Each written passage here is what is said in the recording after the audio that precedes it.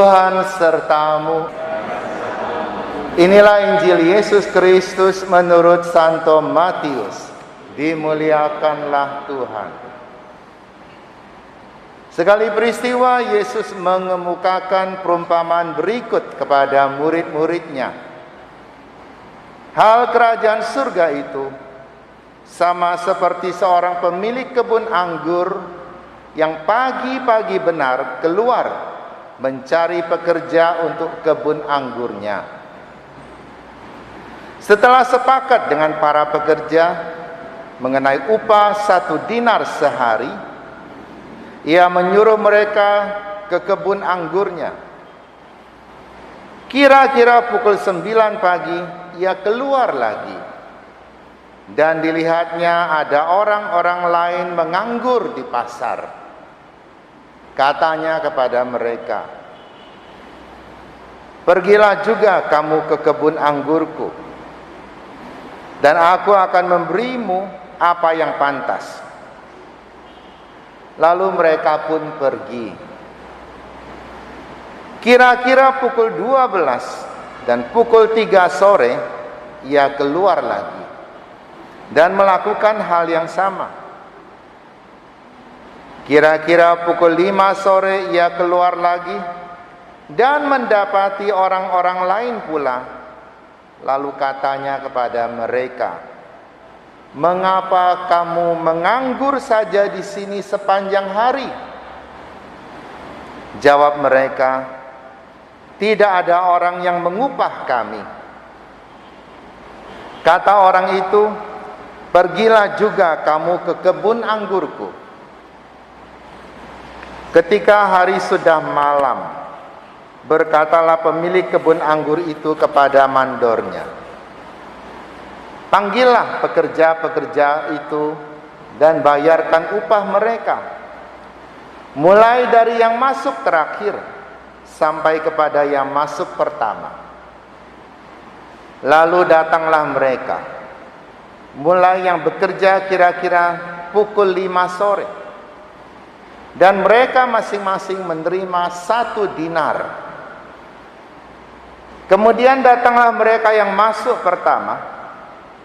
Mereka mengira akan mendapat lebih besar, tetapi mereka pun menerima masing-masing 1 dinar juga.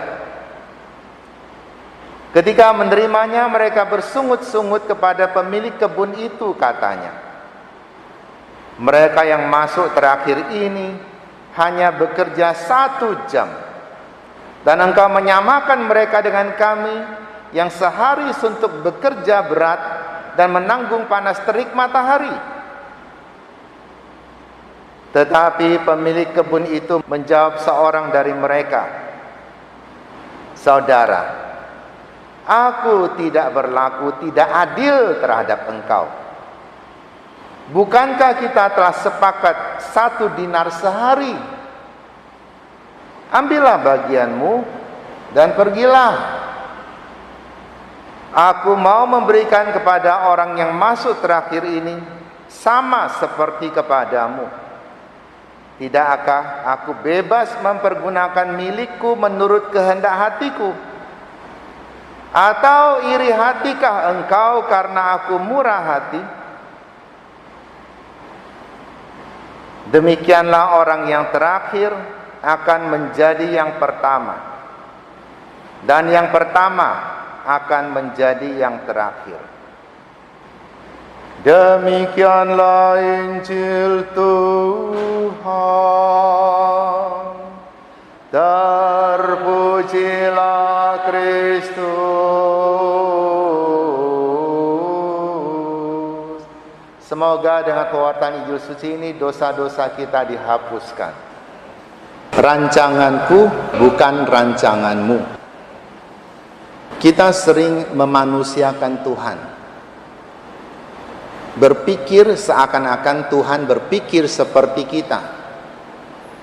Itu sebabnya mengapa di dalam perjanjian lama, Allah yang dilukiskan seakan-akan Allah yang penuh dengan dendam, angkara murka, menghukum dengan keras, iri hati atau cemburu.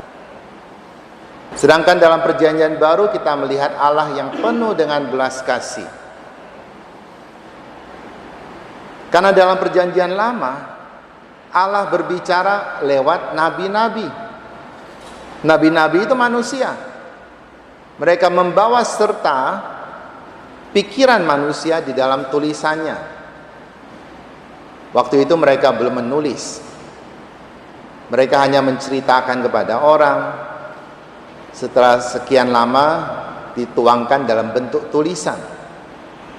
Sebagai manusia tentu saja mereka mempunyai sifat-sifat iri hati, dendam, ingin menghakimi orang, sama seperti kita.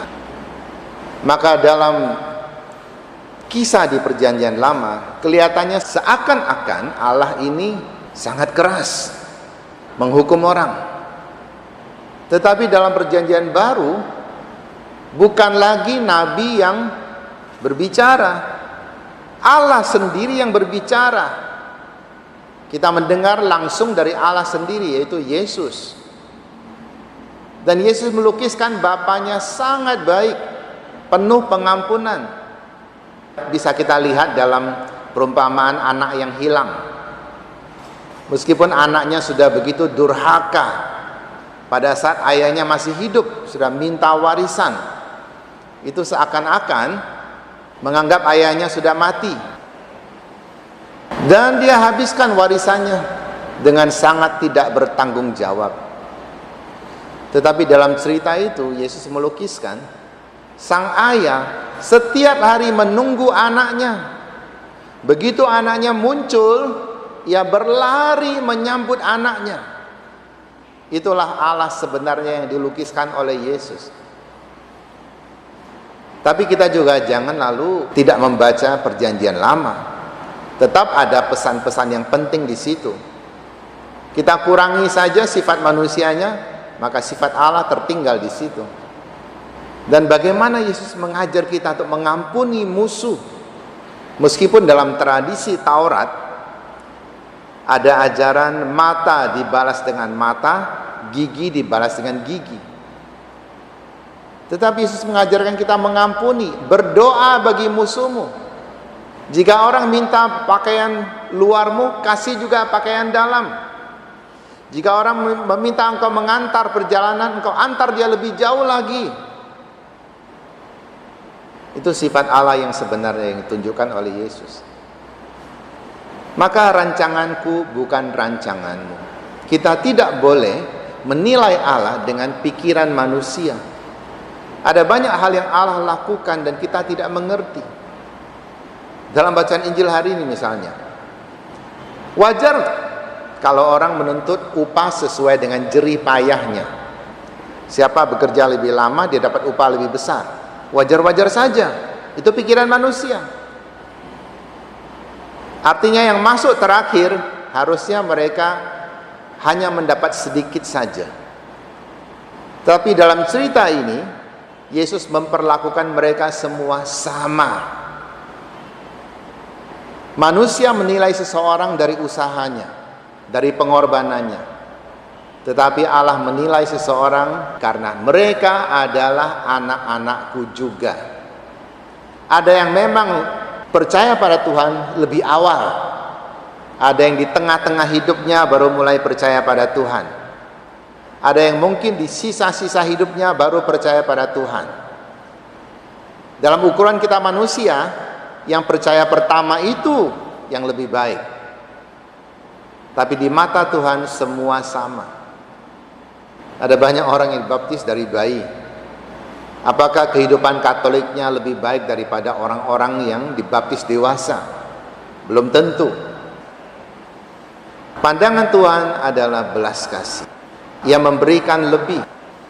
Nah, orang-orang yang masuk pertama itu menuntut lebih karena mereka sudah berjerih payah sepanjang hari, berjemur di bawah terik matahari.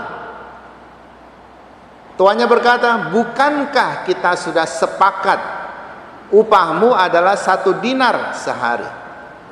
1 dinar itu adalah upah yang pantas, yang cukup untuk menghidupi satu keluarga pada satu hari itu. Jadi itulah upahmu. Kenapa engkau menuntut lebih? Mereka menuntut lebih, pertama karena mereka bekerja keras, merasa bekerja lebih keras dari orang lain.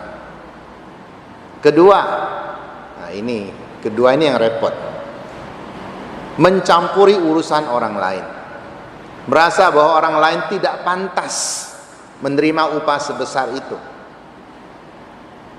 padahal bukan mereka yang memberi upah, Tuhan itu yang memberi upah, Tuhan itu punya hak. Maka kata Yesus dalam cerita itu, mengapa engkau iri hati? Karena aku murah hati. Jadi di dalam ajaran Tuhan ini sangat luar biasa, tidak seperti ajaran manusia. Ajaran manusia, siapa yang bekerja keras, siapa dapat hasil lebih banyak. Tapi di mata Tuhan, siapa yang sungguh-sungguh percaya kepadanya, melakukan kewajiban agamanya dengan baik, melakukan perintah-perintah Tuhan dengan baik, meskipun waktunya singkat, ini sangat berharga di hadapan Tuhan.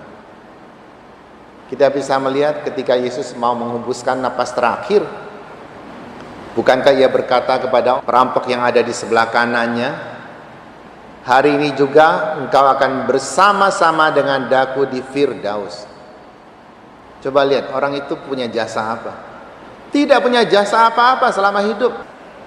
Bahkan dihukum begitu berat karena ia bersalah. Tapi hanya karena pada saat-saat akhir ia mengakui Yesus sebagai Raja, ia ikut dalam penderitaan Yesus.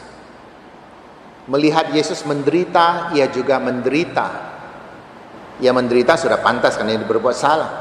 Tapi ia ikut merasa sedih ketika melihat Yesus yang tidak bersalah, tetapi disalibkan orang. Perasaan simpati seperti inilah yang menjadikan ia beriman. Dan lihat, waktunya sangat singkat. Hanya sebentar saja dia percaya. Tidak lama kemudian dia akan dibunuh orang. Tapi Tuhan memberikan yang sama kepadanya, keselamatan. Banyak hal buruk terjadi, bukan karena hal itu buruk, tetapi karena reaksi kita buruk. Ada seorang bapak ketika makan pagi bersama dengan anaknya yang masih TK, dia, anaknya dan istrinya makan pagi bersama. Anaknya akan berangkat sekolah. Namun tiba-tiba anaknya dengan tidak sengaja menumpahkan kopi bapaknya dan mengenai baju bapaknya. Kotorlah bajunya. Bapak ini marah sekali. Marah dengan suara keras. Karena marah, lalu anak ini menangis ketakutan. Bapak ini marah lalu pergi mau ganti baju. Bis sekolah sudah datang mau jemput anak ini, tetapi tidak bisa. Kenapa? Karena dia masih menangis, dia ngambek. Ibunya menghibur-hibur dia juga tidak bisa. Akhirnya bis berangkat, tidak bisa menunggu lagi. Jadi bagaimana? Terpaksa bapak ini harus mengantar anaknya ke sekolah. Dan itu pun sudah lewat waktunya. Maka dengan mengomel dia ajak anaknya naik mobil berangkat ke sekolah. Di tengah jalan dia tidak lihat lampu merah karena sedang emosi, tidak fokus. Dia melanggar lampu merah, ditilang polisi, keluar duit, tambah jengkel. Sampai di sekolah, pelajaran sudah selesai. Anak TK kan sekolah tidak lama-lama. Jadi anaknya mau diapakan? Masa ditinggal di sekolah, suruh ibunya jemput? Terpaksa dia antar anaknya pulang. Sudah antar anaknya pulang, dia berangkat ke kantor. Sampai di kantor sudah telat. Jelas telat. Ternyata dia lupa bawa tas kantor. Tambah panas, emosi. Pulang lagi ke rumah. Sudah pulang ke rumah, ambil tas. Masuk kantor lagi, semua orang memandang dia dengan pandangan yang aneh. Dia tersinggung lagi. Kenapa memandang saya seperti ini? Padahal dia sudah salah. Jadi satu hari itu rusak. Kenapa rusak? Karena ia memberikan reaksi yang salah. Reaksi yang berlebihan. Coba ketika anaknya menumpahkan kopi ke bajunya, bapak ini apa? Lalu ketika anaknya tidak diantar ke sekolah, lalu dia apa? Kemudian dia apa lagi dan apa lagi? Ngerti tidak sih? Nah, orang Medan ngerti, orang bukan Medan tidak ngerti ini apa dan apa. Orang Medan ini pinter ya, tidak usah dijelaskan sudah ngerti. Coba dia bereaksi, sudahlah kena baju, papa ganti saja bajunya, toh masih ada baju. Kalau dia tidak marah-marah, anaknya tidak nangis. Kalau anaknya tidak nangis, anak sudah naik bis ke sekolah. Dia juga tidak akan terlambat, tidak akan melanggar lampu merah. Juga mungkin lebih konsen bawa tasnya. Karena reaksi yang salah. Banyak hal buruk terjadi karena kita bereaksi salah. Kesalahan terjadi tidak bisa diperbaiki. Tetapi reaksi kita salah, ini menambah buruk kesalahan. Siapa sih kita ini? Kita ini orang yang lahir dengan tidak bawa apa-apa. Bagaimana kita bisa menuntut Tuhan memberikan lebih kepada kita? Tuhan memberikan seseorang rezeki itu berdasarkan kemurahan hatinya. Maka tidak heran ada orang yang sudah bekerja keras sepanjang hari, tapi rezekinya biasa-biasa saja. Ada orang yang mungkin kita kelihatannya tidak banyak bekerja, tapi sebenarnya para bos juga bekerja, meskipun tidak kelihatan bekerja. Paling tidak ia stres mengurus anak buah yang harus dikasih makan, terutama zaman sekarang ini. Berapa banyak bos yang lebih stres daripada karyawannya. Karyawan dipecat, mereka masih bisa berusaha untuk mendapatkan pekerjaan lain. Tiba-tiba saja sekarang ini banyak orang sudah menjadi koki, bisa bikin kue, bisa masak, bisa jualan dan sebagainya. Itu hebat. Kalau tidak ada kejadian ini, tidak pernah keluar potensinya. Itu bagus kan? Tapi para bos juga tidak gampang loh. Dan mereka yang punya moral tinggi tentu akan merasa sangat tertekan. Menyelamatkan diri sendiri sudah sulit, mau menyelamatkan bawahannya ini juga sulit. Ada seorang bapak sama, dia dipecat dari pekerjaannya, tapi dia tiap hari keluar untuk mencari pekerjaan. Suatu hari ketika dia keluar, ketika sedang berjalan, kakinya terantuk pada sesuatu. Dan dia melihat apa itu? Dia pungut. Ada koin penyok. Koin penyok saja. Hampir saja dia buang. Tapi dia berpikir, mungkin masih ada gunanya ini. Karena dia tidak tahu koin apa itu. Bentuknya juga tidak karuan. Bawalah dia ke toko barang antik.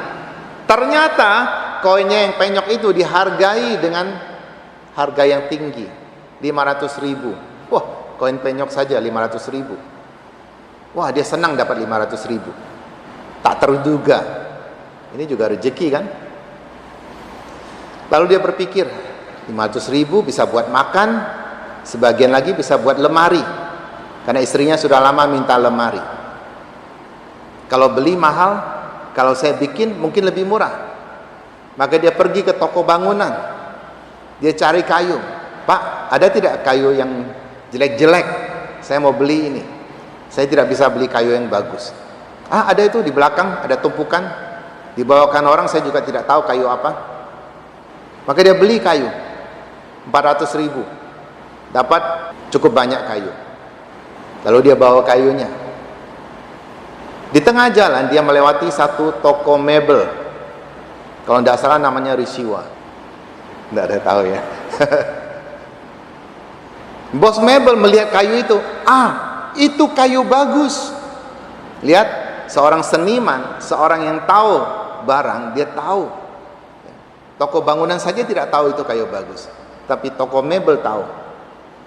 Itu kayu bagus. Sini, saya beli kayumu. Saya beli 1 juta. Kan itu sudah berlipat ya. Atau kalau engkau tidak mau jual, kita tukar saja. Engkau ambil 1 lemari saya. Wah, kebetulan ini. Apalagi lemarinya bagus. Maka dia pilih ambil lemari saja. Dia pinjam gerobak, dia dorong lemarinya. Di tengah jalan ada seorang ibu melihat dia bawa lemari. Lemarinya bagus. Ibu ini sedang renovasi rumah. Dia perlu mebel baru. Daripada saya susah-susah ke toko mebel beli lemari, saya beli saja lemari dia. Maka ditawar, Pak, daripada Bapak berat-berat bawanya, jual sama saya saja. Bagaimana kalau saya beli 2 juta? Wah, lumayan ya. Jadi 2 juta sekarang. Bu, saya capek-capek bawanya. Bagaimana kalau 2,5 juta? Otak bisnisnya ada itu. Jadi 2,5. Dia dapat uang 2,5 juta. Tangan sudah ringan. Dia kembalikan gerobaknya, dia pulang. Ketika mendekati rumahnya, ada perampok. Merampok dia. Istrinya kebetulan lihat. Dia serahkan uang.